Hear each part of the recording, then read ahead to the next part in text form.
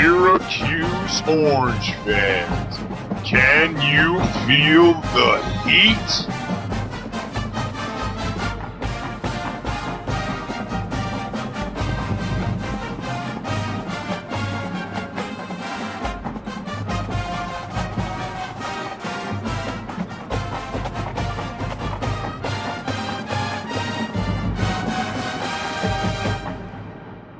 What is going on, Cuse Nation? Welcome back to Orange Heat. My name's Giovanni Heater, as always, and thank you for joining me. Man, I gotta tell you, it feels good to be back on the microphone here as your voice of the Syracuse Orange. Now let's dive right into it. Obviously, Syracuse basketball didn't end the way we wanted it to. A loss in the first round of the NCAA tournament as a 9 seed is what it is. We fall to Baylor. Don't even really want to dive into it. It was so long ago. Let's get right into the good stuff. What's happening right now? Because there's a lot of exciting and interesting things that have happened so far this offseason. I got to tell you, I didn't know what to do this offseason, what to expect, what we were going to talk about, but plenty has come to the table for me to share with you guys, and I'm sure you guys are eager to get in touch with it, talk about it amongst yourselves and everything as well, because there's plenty going on in the Syracuse community as far as athletics goes. Syracuse football. We're going to be doing a ton of episodes this summer on that. We're going to do a preview of the entire season and a prediction for next year. We're going to be talking about the recruiting that's going on for the 2020 season. We're going to talk about stars to watch for the upcoming season, what to expect, things like that. We're going to talk a lot about Dino Babers and the exciting stuff there. And I think I'm even going to go ahead and I'm going to do an ACC full season preview. I'm going to do an episode for each team and talk about what to expect out of that team, because we're going to be playing all of these teams here in the Atlantic Coast Conference. What to expect, what they're going to be doing this year, some coaching changes for them, new styles, different things that we can dive right into and get excited for this college football season, because you can kind of smell it in the air. We're just about 50 days away from kickoff. I don't know about you, but college football season is my favorite sport out of the entire year. You know, you're talking collegiate, professional, anything. I love nothing more than I love college football, and I'm very excited for it to get going, and I'm sure you are as well. We don't want to wish the summer away, but it is right around the corner. We're also going to be talking about some Boeheim's Army, exciting stuff there, and we're going to dive into a little bit of what happened with the lacrosse season, some of my opinions there, lots of exciting stuff. Now, diving a little bit into the basketball spectrum of things, as we know, Tyus Battle, OShea Brissette both went undrafted. OShea Brissette, kind of a surprise. We thought he was going to test the waters like Tyus did last year and then come back out of the draft. Ended up having a fantastic NBA combine. A lot of compliments coming from a lot of scouts. A lot of talk about OShea Brissette. A lot of talk about how his body was ready. He only had, I think it was 3% body fat on him going into the NBA combine, and he was ready to take that next leap. He wound up staying in the NBA draft. It didn't necessarily pay off. He was invited to a Los Angeles Clippers Summer League invite, so he's going to be playing with the Clippers in the Summer League. Other than that, though, we don't really know what to expect. If there's going to be a spot on a roster for him in LA, if he's going to move somewhere else, no matter what, he's probably going to wind up in the NBA G League. That's just kind of how the system works. And as well as Tyus Battle. Tyus Battle has been given an opportunity from the Minnesota Timberwolves, and he's also probably looking like a spot in the G League, possibly an opportunity to earn a spot on the regular NBA roster. We don't really know. And Tyus Battle, you know, I can't blame him for leaving because that was his plan all along. He didn't really improve much this collegiate season, but he graduated already. So what was he going to do for another year at Syracuse? It was his plan all along to leave. Can't blame him there. OShea, on the other hand, he had a disappointing season. As a matter of fact, I think his sophomore season was a lot worse than his freshman season. And there was some exciting talk when he went to the combine. He learned a lot of leadership skills and a lot of things that could really enhance his game and enhance the Syracuse Orange basketball team for the upcoming season. He decided to forego that. He decided to stay within the draft. We'll see how it works out for him. I really think he could have benefited for more college basketball, and I really think Syracuse would have benefited from a really hungry and angry OShea Brissette as well, because you can't deny he's a very talented basketball player. You saw what he did in his freshman season, and you saw glimmers of it in his sophomore season, and he certainly has the capability of being a star at the collegiate level. Let's see what happens with him at the NBA level.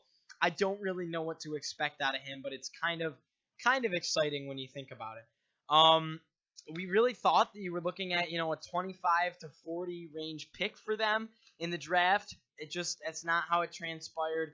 I'm curious to hear what you guys think. So if you want to, feel free to leave comments below. Really not much out of the basketball team. A few recruits that we can talk about. A few new numbers. A lot of them got signed new numbers. Bryson Goodine. He's going to be a fantastic addition to the team. I can't wait to dive into a basketball preview later on and talk about him. He's going to be taking on the number 0. Quincy Guerrier, fantastic player as well. He's going to be taking on the number 1. John Bolajak, another good addition to the team. He's going to be taking on number 2. Joe Girard III is going to be taking over OShea Brissette's number. He's going to carry on his high school number 11. And Jesse Edwards, who I'm very excited about at the center position, is going to be taking on number 14. I'm just really excited to see a whole new team this year. Really, nobody returning that is, not that they're not worth mentioning, but Buddy Boeheim, a fantastic player in Elijah Hughes, fantastic player in Buddy Boeheim, Jalen Carey. But this is a team we've never seen before with them. Jalen Carey, not many minutes. Buddy, you saw later on in the season more minutes. You're going to have Merrick Dolezaj back. But without a shout of a doubt, this is going to be a brand spanking new basketball team with improvements coming and a lot of young talent coming. So it's really exciting to see that transpire this upcoming season. And another big thing about the Syracuse Orange basketball team, they are taking a trip to Italy this summer. And that's fantastic. They're going to be playing, I believe it's 5 games overseas against Italian and other European, basically all-star teams and professional level teams. So that's exciting. It's not only good for, getting experience playing against solid talent, it's also really good for team chemistry.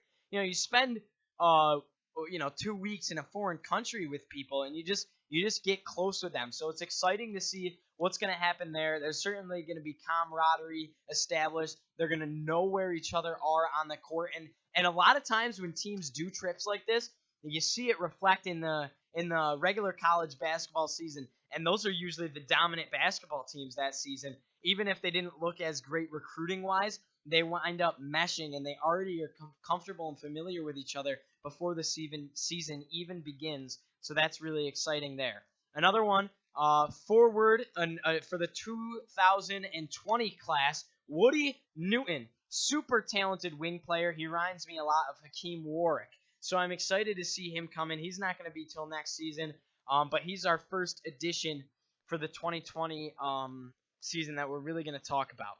Now, diving into Boeheim's Army. I'm going to cover that this summer, which is going to be a lot of fun. Here's a look at the current roster. Obviously, you have Ryan Blackwell as the head coach. Hakeem Warwick, John Gillen. Chris McCullough is going to be making his Boeheim's Army debut. Eric Devendorf, a crucial part of this basketball team. He's going to be back. Brandon Trish, which is going to be really exciting.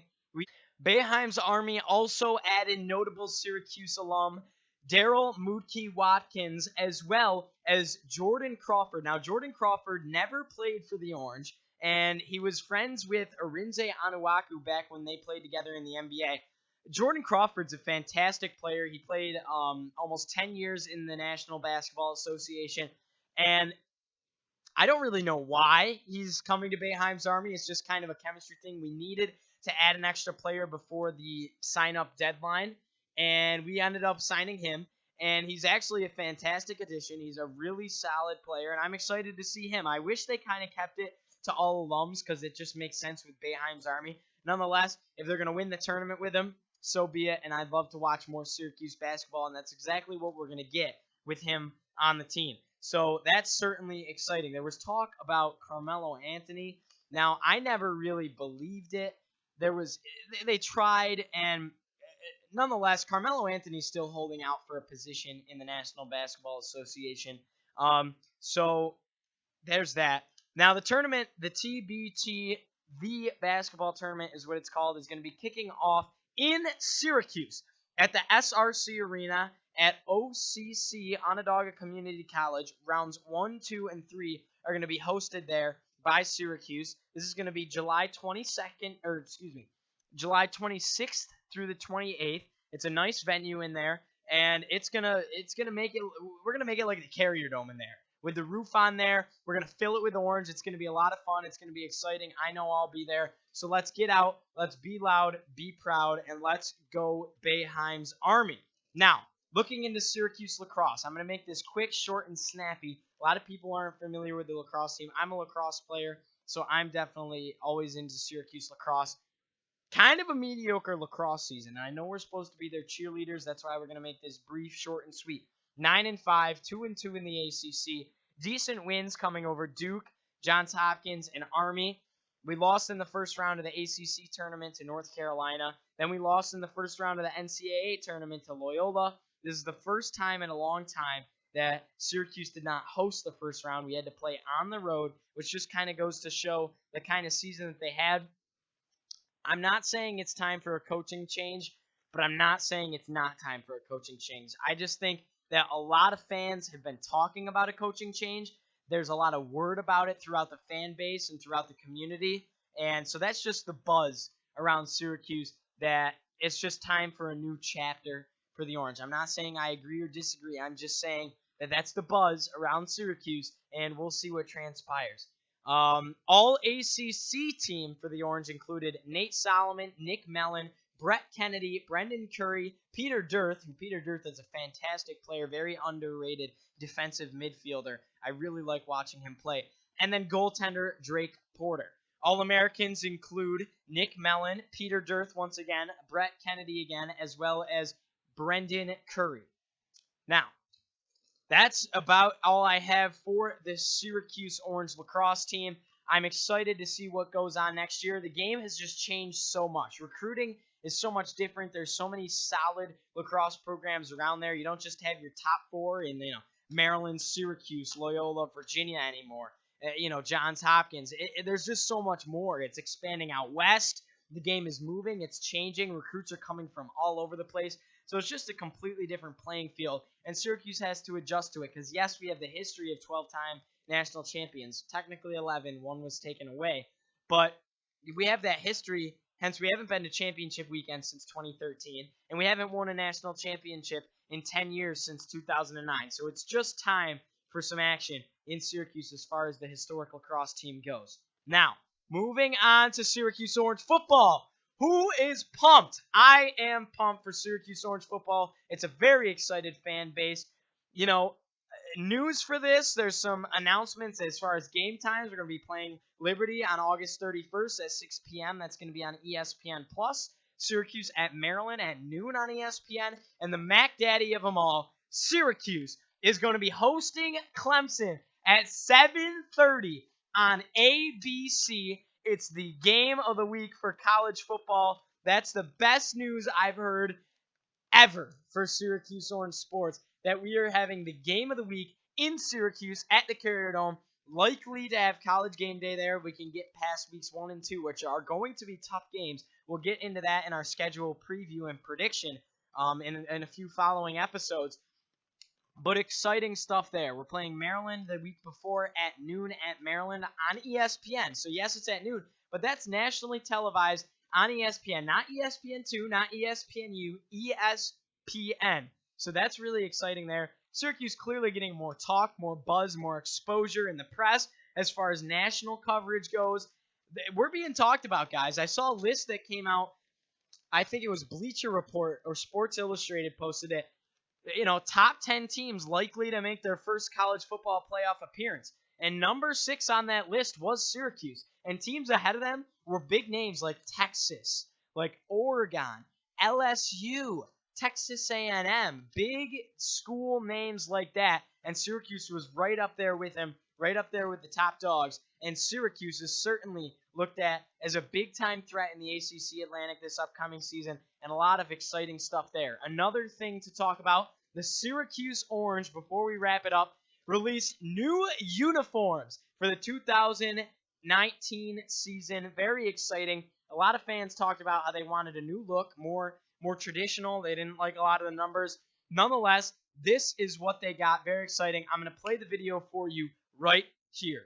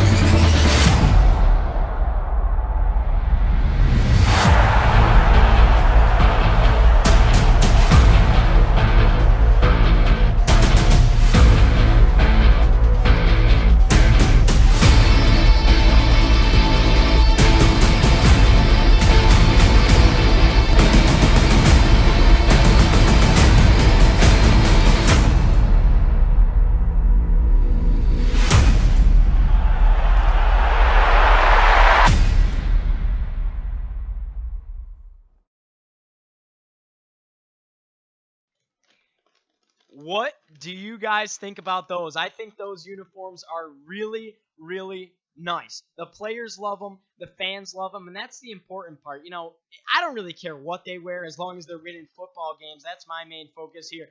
But it definitely, I like the traditional look with the stripes, the basic numbers. It just shows more to our roots, our success we've had before, while opening a new door with Coach Babers, just kind of getting out of the, we're our own team. We don't have to have all that modern, flashy flair like some of the other programs have. We're Syracuse. We're stuck in our roots. We're back to that, hard-nosed football, an elite level program like we were back in the day with those stripes. So I like that we're sporting those once again. And honestly, I think it should kind of be a thing where you should have to earn that. You should be at that level in order to wear those kind of uniforms. And we're back at that level once again. We got to keep it going, guys. I'm so glad that we are back here with Orange Heat. Stay tuned. So much more to come this summer. Don't go away. And one more thing I have for you guys. Right here, we are going to be doing a giveaway. We reached 100 subscribers finally. So for that, we are going to do a giveaway. This is brand new, nice Syracuse orange glass here. Fantastic. We have tons of these glasses in our house. And courtesy actually of my grandma, she wanted the giveaway to take place. So this one's for you, Grandma. Biggest supporters over there at the Heater household, always watching Orange Heat. Always diehard Syracuse fans. We go to the games together. So, giveaway, courtesy of Orange Heat and my grandma. Everybody, hop in the comment section. In order to get the giveaway, I want you guys to put in your favorite moment from either the last basketball or football season. Put it in there. I'm going to randomly select one of them. Just scroll through and plop down on one. That's going to be the giveaway. I'll reach out to you guys. You guys send me your email info, your address, whatever, and we'll ship this out to you. And you guys can enjoy a frosty beverage while you watch your Syracuse Orange this season. So that's all I got for you guys today. Stay tuned for more Orange Heat. And let's go Orange, baby. Woo!